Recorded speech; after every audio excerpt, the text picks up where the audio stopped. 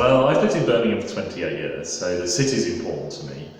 I was brought up in Wolverhampton, and then I went to Sheffield University to study architecture. Then I practiced architecture for about 14 years. So as an architect, you kind of have opportunities around buildings that are being, particularly in a city, so not everything's a green field, so often it's a case of working with existing buildings or occasionally taking them away and, you know, building new things.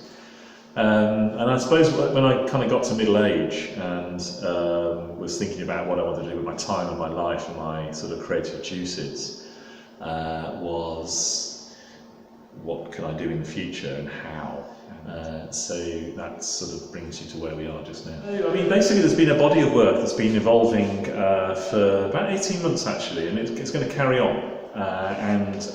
It's called the Pause Project, and basically I've been looking at I found a building in the end of 2016, which was 20 stories high, and it was vacated and it was ready for the demolition balls to come in and smash it to bits and basically to make it dust from the concrete structure.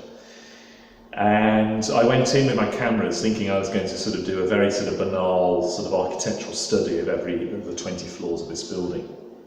But I went in and I had a surprise, because I went into the reception area and there was a computer, there was notebooks, there was food wrappers, there was bunches of keys, there was magazines thrown on the floor, there were chairs swiveled around as if somebody had just simply gone on the last day and left the stuff behind.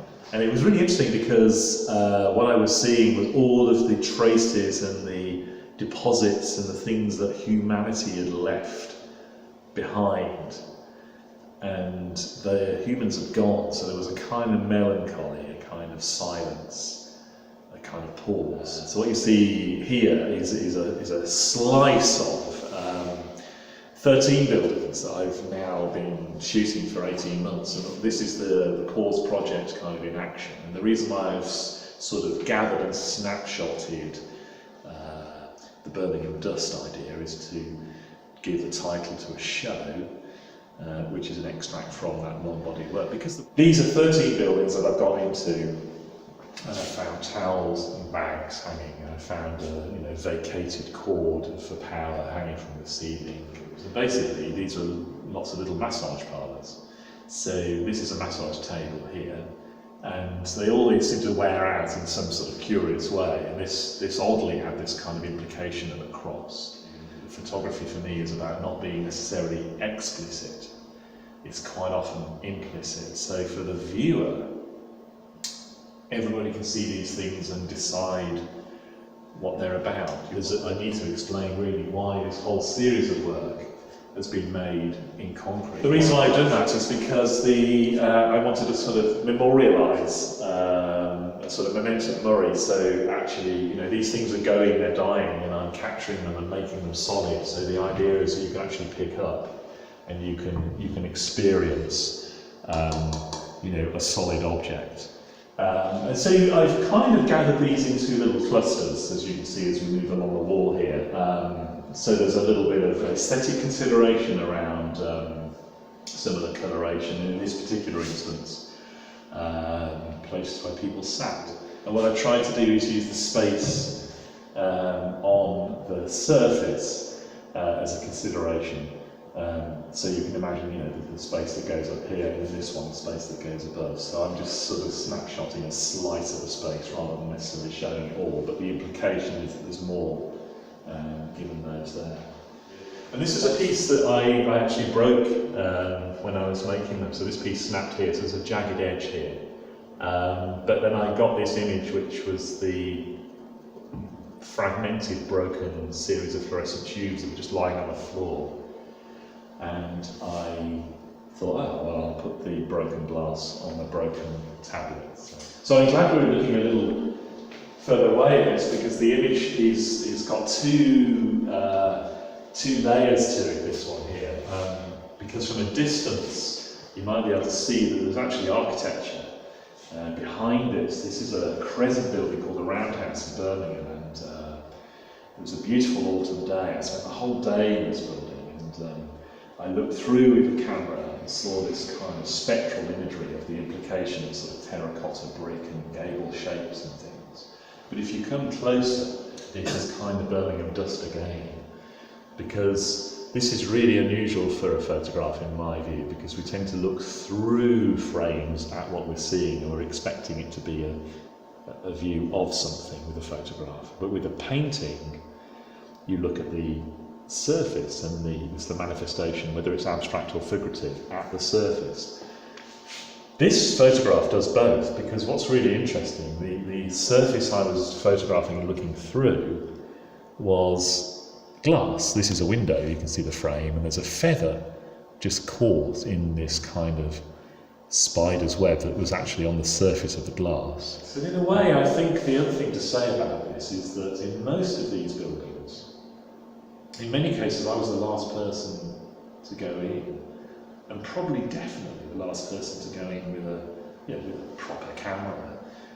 So they became special to me, and I can't say whether they're special to other people, but I know that in this instance here, that was the very last day that building was like that. People are always interested in what you see as an architect. You see things differently or in a certain kind of way, and I think the way I think about architecture is that it's all about how you enclose space, how you make space. And space is made by walls and ceilings and floors, and there's a sense of enclosure.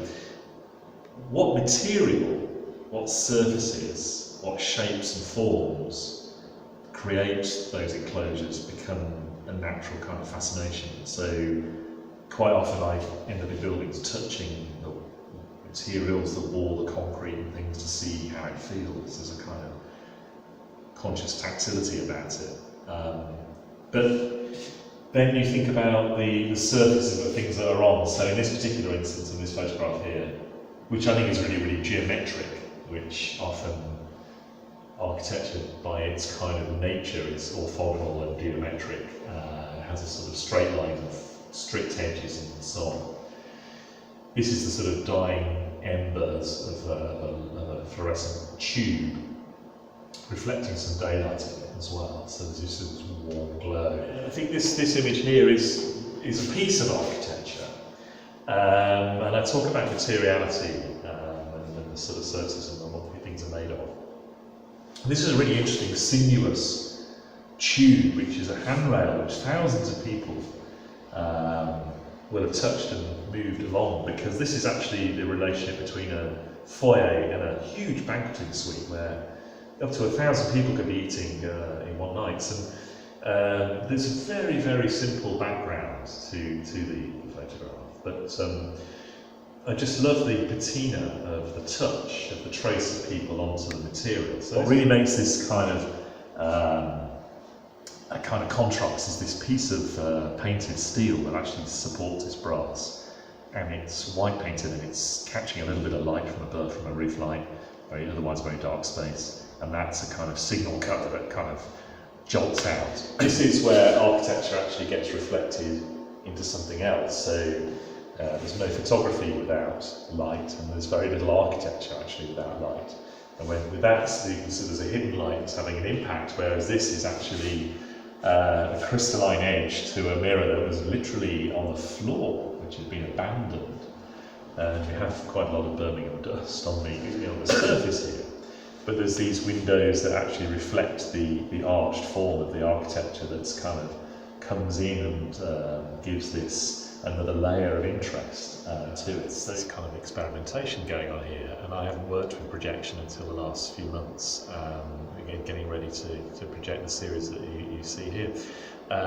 So we have the small scale intimacy of the concrete work, and most of that's about objects and so on, and you see the slightly bigger scale of the prints. And then we scale up again here to project onto sheets, kind of make temps across the walls with two projectors. I've chosen an image which actually is a wrapper for the whole thing. So this is the sort of cover, and this sort of dirty mattress that I found actually comes across here. So we have matte paper here. The grey is the theme, which kind of echoes concrete and so on. So two of the signature images that you've seen in the show. Then there's a map that actually is on 2 pages, so the little dots indicate the 13 buildings that I've shot. There's a nice glossiness to the images here on gloss paper, which are quite different from what you've witnessed in concrete. And I think the fact that people that have come to the exhibition, have this opportunity to take this away, so they can see it in a slightly different way from some of the images. So you can fold out the pages like that, and then there's a complete open gatefold in the middle, and you can open right out like that. So it becomes quite, even though it's A5, it becomes quite a large piece. So there's an opportunity here with the central images to see these more architectural views looking through doorways and walls and openings through and through and through. And as you reverse that page out here, you get a view within one of those massage cubicles and some re-photography here and views around those spaces. And then as you get towards the back of the zine, this is what I call concrete archaeology, and that basically concludes the zine.